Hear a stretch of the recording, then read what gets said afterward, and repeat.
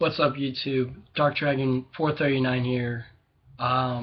First off, I'd like to apologize for not uploading a video last Friday.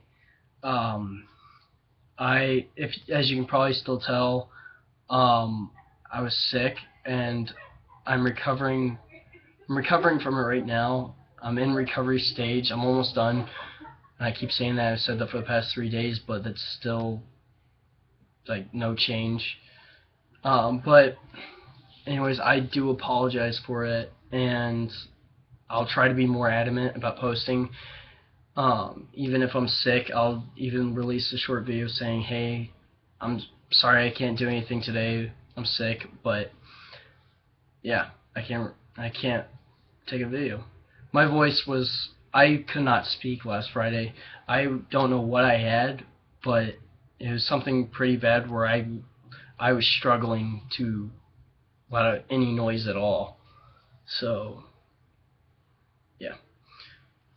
Anyways, topic of discussion. Nobody left any comments, but I came up with a couple ideas, and one I want to discuss is that was actually brought up by the Preakness within my fraternity of Tau Kappa Epsilon, Forrest Wilsey. He put up the suggestion that I should talk about the hurdles of college, stuff that you hear about but you don't think are actually true, that are actually going to happen. Well, I would like to discuss some of them. One thing is, oh, God, there's so many. And at the same time, it's hard to think of a specific one to talk about. Jeez. I don't know. Roommates. Let's start off with roommates. I mean, it's hard at first because whenever you go to college, you are staying in a dorm usually, and sometimes people arrange something so that way they're with their friends from high school. And oh, I forgot to mention I am on my floor. I've just kind of have I've been it's just where I ended up today. But anyways, roommates. Um, you're some people, they make arrangements where they're with people that they already know, so they already get along with that person. But a lot of times when you get to college, you're paired up with someone you don't know at all. So it's a gamble, basically. Like, am I going to like this person? Is this next school year going to be great? Is it going to suck? Am I going to make a new friend? Am I going to make a new enemy? How's it going to go down? And I've heard different stories. I've heard stories on all sides of the spectrum, from meeting your best friend to making your worst enemy to just they had their thing going, I had my thing going. We settled it that I guess we are kind of friends, but didn't make any. There just wasn't much there. In my case, my roommate, who is gone right now, it's midterm break, and unfortunately I could not go home, but he got to go home along with most people. My roommate, I didn't know who he was beforehand. I ended up getting some contact information in the middle of the summer about how, like, his email through Truman and through the school that I'm at.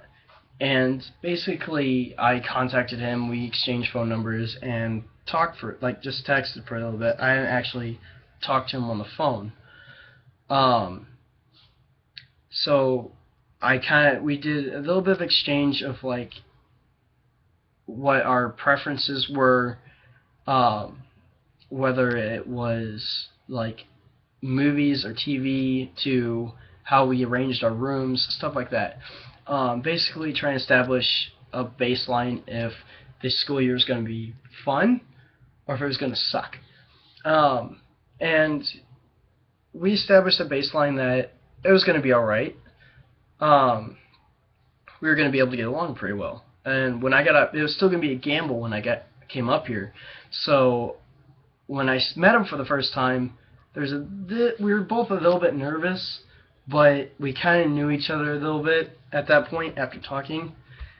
Um, and sorry, my computer screen went black. If I paused there for a sec, but um, basically we didn't know how it was actually going to go though. So a week or so went by, and me and him just kind of started to get to really know each other. I mean, it's better to do it then than later on, because you're going to be with this person for the entire year, unless you decide to move rooms like a couple of people did. Some people actually, some people actually changed entire halls, um, which I thought was weird, but cool at the same time, I guess. Um, but me and him got to know each other a little bit and found out me and him have a lot in common. We're one of the rare cases where we got along fantastically and possibly are now best friends for life in a sense. Like, I was worried that my alarm would wake him up because I have a tendency to sleep through it. I wake up one morning 5 minutes oversleeping my alarm, which is actually pretty good on my part because usually I sleep through the alarm entirely. I look over and he's still passed out, and that's how it's been since then. So I'm like, okay, that's a good sign. Me and him have a lot in common, and as I said, we're just one of those rare cases where everything worked out great. Um, in a case that doesn't work out so great, my essay, my student advisor for my floor, told us a story about his roommate his freshman year. He's a senior, but his freshman year, his roommate was a polar opposite from him. He was kind of in check, like he kept track of his academics and whatnot. His roommate, on the other hand, was a complete slob, almost never in the room, and just always played his music loud and always would just irritate him just to do it. Like the first thing he had asked him was, and they hadn't really even met yet, was he came in the room, apparently drunk, and was like, "Dude, are we allowed to have girls in the room?" And he just kind of looked at him and was like, "Yeah." And he's like, "Sweet." And then he just left. I mean, they barely ever talked, but there were incidences that were just bad. Like he ended up having alcohol in the dorm room, which is a big no-no. And to avoid actually getting caught because our because Department of Personal Safety, or DPS, was about to search the room after SA asked to search it, and he said no to them. DPS would then come with a warrant to search because of the fact that he had alcohol in the room. Well, after the essays left, he just happened to have packages of meat in his fridge. Took them out, went to the kitchenette, and threw them in the stove at like 600 degrees. And 600 degrees Fahrenheit, by the way. And basically set off a fire alarm in the hall by doing that. Caused them all to go outside, and in the mess of the chaos, took the alcohol out of his room and moved it to his car. So when they all moved back into the dorms, DPS came by, and apparently someone had to have known exactly where it was and tipped him off. It wasn't my student advisor, but it had to have been someone because they looked in the exact place where it was supposed to be, and it wasn't there. It was gone. So yeah, I mean, but that year just completely went downhill. Like, he would find all different ways to piss off my SA, who wasn't an SA at the time. But he would do all this stuff to piss him off, and it got to a point where he's like, if I don't get, like, he went to his hall director and was like, if I don't get rooms changed, like, soon, like within the next night, you're gonna have one less student to care for in the hall, because it was getting to that point. And eventually he did get moved because he kept mentioning it for like an entire semester and no one was doing anything about it. So they finally, someone actually had left in one of the rooms across the hall, so what he did was he took all of his stuff, like my SA, took all of his stuff and threw it across the hall, just threw it across the hall into the other guy's room, and basically staying there. He looked through the people to see his old roommate come back and just kind of look around, notice that things are gone, and then just kind of like do one of those like he finally won type moments. And yeah, I mean that's one of the cases of having a poor roommate. Then you also have the case where like you have a roommate where it's indifferent. There's a couple of those on the floor, but that's basically like we have our differences, but we can tolerate each other basically. Because we have a roommate agreement, we have to write up and sign basically saying you can touch this stuff, or you're not allowed to touch this, or you can go after this if you ask me, stuff like that. And there are those people that just kind of went by the roommate agreement. They barely ever talked, but they could get along. They could tolerate each other. And that's where it is on the spectrum. Some of the stories I hear about in the dorm rooms is like sexual escapades and whatnot. Like, and that may be the wrong terminology for that. Like, you try and find different ways. Like, you find a code word or some sign saying that to your roommate, don't come in the room because I'm with a girl or I'm with a guy right now, and kind of doing the dirty type thing, basically banging, having sex, all this different shit and whatnot. I don't know whatever you want to call it. And you find different ways, and sometimes they don't work. Sometimes they do. Like you have the sock on the door, you have the tie on the door, or not, just stuff like that. You'll find out different things, or you'll text your roommate a certain key, like code word or safe word, and basically it tells them they can't go in the room that night or something like that. Stuff like that. Like me and my roommate had came down with a theory of, since like when you get into dorm rooms you have to unlock it with a key and whatnot, regardless. It's not like it's always unlocked. Basically, we put tape over the lock. None of us have done that yet because we're nowhere near that lucky. But if it ever happens, put tape over the lock to indicate, because you have to put your key in the key slot and whatnot. And if there's tape over it, you can't get your key in, and you're like, oh, he's in there doing something, and I should probably go somewhere else till they're done.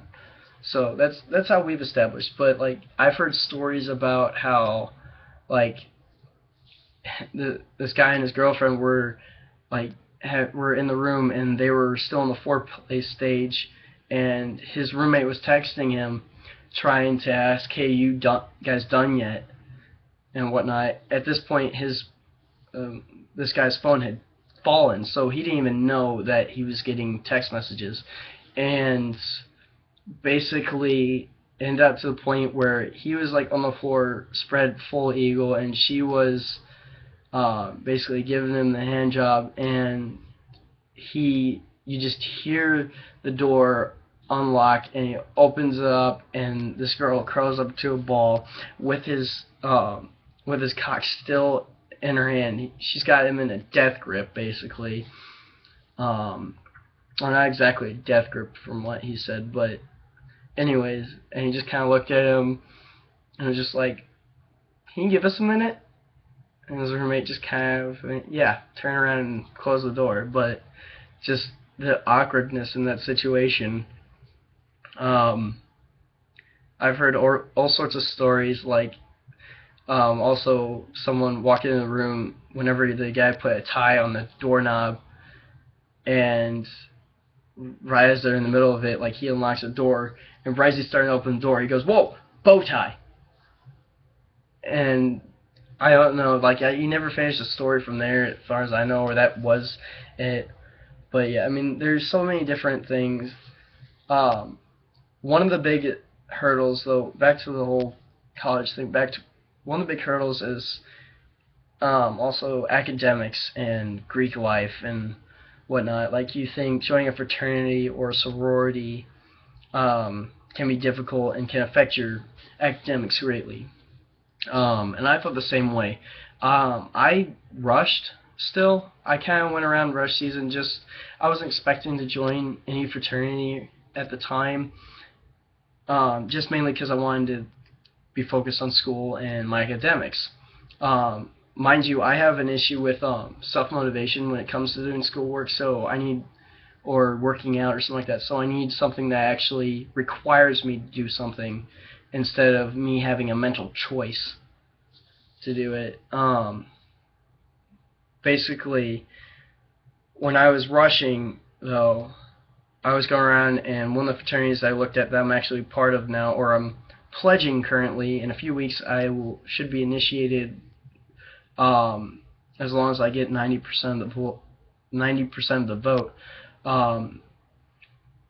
Basically, I was rushing Tau Kappa Epsilon, but I was going around checking out the fraternities, and I was seeing this huge social group, like just a singular social group, like you saw jocks, or you saw rich kids, or kids that basically seemed to be entitled, and I just didn't feel it. I just didn't feel like I belonged, because I was looking at potential places to look at for like next semester or next year to possibly join, because I wanted to be a part of that. I want to be part of Greek life. So basically, I went around, and when I got to Teak, I felt like I belonged, because they don't have a specific social group. Basically, I'm not saying to join Teak. I'm not endorsing them in any way necessarily. I mean, you should check them out if you're in college. But I felt like I belonged, because there was no specific social group. You saw every social group there, for the most part, and you just felt like you belonged. You were accepted no matter what. I rushed them throughout the week, and I still didn't have any expectations of actually joining it quite yet, until someone had mentioned study hours, basically saying that you have to meet a certain requirement of study hours. Like for us, it's 8 study hours a week. We have to get that in order to stay within the fraternity or stay in good terms with the fraternity, which gave me a reason to keep up with my academics. So I could join a fraternity, have fun, feel safe, because we have something called risk management, basically keeping everybody safe and making sure that no one gets hurt or no one dies, basically. And I could have fun, and also I could keep up with my schooling, because they can help me propel my own ability to make myself a better person. And I end up joining them because I end up full out rushing them and joining them because of that. So I enjoyed it, and I found some place that I belonged and still was able to keep a hold of my academics and whatnot. So one thing when you go to college, check everything out. Join all these different things, but try and manage them. See how they're going to work together with your schedule. That's what I did with Greek life. That's what I did with, I'm in like intramurals right now with soccer. I did indoor soccer for intramurals. I'm doing indoor soccer at the Y. I'm in marching band. I'm balancing all these different things, but I made sure that I could handle it, looking at the times. Find something that works for you. Make sure that you can keep track of everything, but join and do everything you can, because if you don't, you can regret it later on. It's hard, you can't go back and do something when you wish you have done it. But if you try it, you can at least try it, and then later on say that you tried it, and then just not do it at all. Or you could try it then and actually do it, and then be like, I'm so glad I did it now, instead of later on saying, man, I wish I had done that. Because everyone was telling me that in my fraternity that I was lucky that I was joining as a freshman, because most of them joined their sophomore year because they tried to do what I was thinking about doing, was to keep track of my academics or whatnot, and they joined and they said it was one of the best things that they ever done, and they regret not doing it a year prior or not doing it earlier on. They said that I made the right choice of doing this, at least in their eyes, and I think I did too. I'm glad I went out and at least looked at it, because if I didn't look at it, I would have never actually joined. Because the least that was going to happen for me was that I would check it out and I would have candidates for whenever I'd actually rush. But I gained a fraternity out of it. I joined the fraternity of it, and it helped, and they're helping me they're making me a better person, and I'm really loving it. That's the thing. If so, yeah, I mean, that's some of the That's a couple of the hurdles out there. I'm kind of having to wrap up because I'm running a little bit long on my time and whatnot. So, but if you have any more ideas of maybe hurdles I can add on to a video later on, maybe in the middle of the week, let me know in the comments below. And if you have any ideas for any future videos, stuff that I can just discuss, talk with you, or if you just have any ideas for topics of discussion, period. Doesn't even matter if it's a rant, doesn't matter if it's helping out, stuff like that. Leave a comment in the below. Let me know. Tell me. So, in conclusion, like this video, subscribe to my channel, give me ideas. I love hearing from you guys. I love hearing from all of you and getting new ideas, new topics of discussion. It's something I enjoy, and I regretted not making a video last week. And I really love doing this video. So please tell me any topics of discussion you would like to hear, and leave it in the comments below. Tell your friends, like this video, subscribe to my channel, and yeah, so that's all I have to say. I will hopefully health-wise, hopefully I'll be able to make a video next Friday, because there have been strands on this campus going around, and so I'm not sure. I'll do my best to make a video next Friday, but until then, I will see you all later on. This is Dark Dragon 439 signing out. Peace.